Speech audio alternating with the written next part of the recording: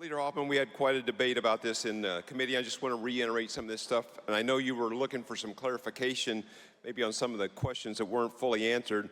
I'm just curious a little bit more. Let's just rehash the provisions in this bill and the rights that it gives property owners on the surface. How does this bill enhance what the property owners get on the surface? In the surface, what it does is provides just compensation for pipelines, and it indicates that in the Carbon Capture Sequestration Act, it helps protect landowners with language on compensation protection for damages to the surface of a landowner's property and any agricultural productivity impacts that result from the construction of pipelines. So how is the compensation determined? How is that? Who's the arbiter of that? The compensation is ultimately determined. It can be determined by the courts. Okay, let's talk a little bit about the subsurface and pore space. I know there was some concerns about the legislation that was passed last spring on the carbon capture and transportation sequestration bill that was done. What changes in this bill to protect the property owners of the pore space below? What happened and changed with the compensation package there?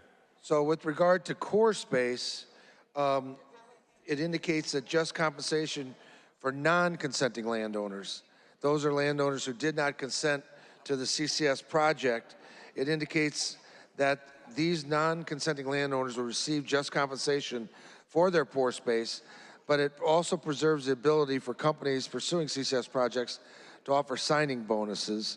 And what you would do is you would look at what compensation was given to other like landowners, and you would receive compensation for the pore space. So if I'm understanding you correctly, does the language clearly spell out that the non-consenting landowners will get everything that the consenting landowners got with sign-up bonuses or anything that came before they were forced into the agreement, before the non-consenting owners were forced in? That is okay.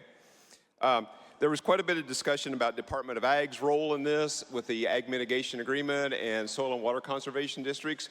I just want to have some clarity to that.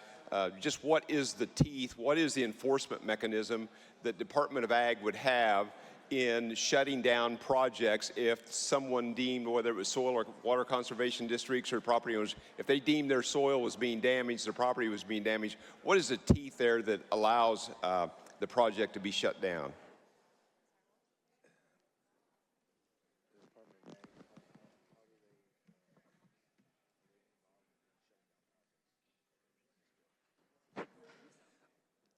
So after committee representative, I had conversation with individuals who were involved in this bill.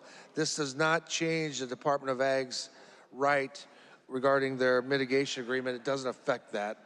So whatever their current right is, under current law, that remains. Okay, so the way I understand— Please bring your remarks to a close. Thank you.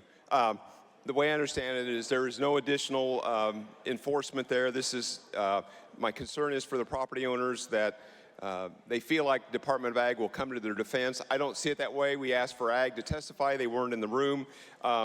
Ladies and gentlemen, to the bill. To the bill briefly, Representative. Yeah. So there's just some fundamental philosophical differences here. While we support the idea of an improved property rights on the surface and the subsurface, I think the bill still has some issues constitutionally with the subsurface rights, and I would urge a no vote. Thank you.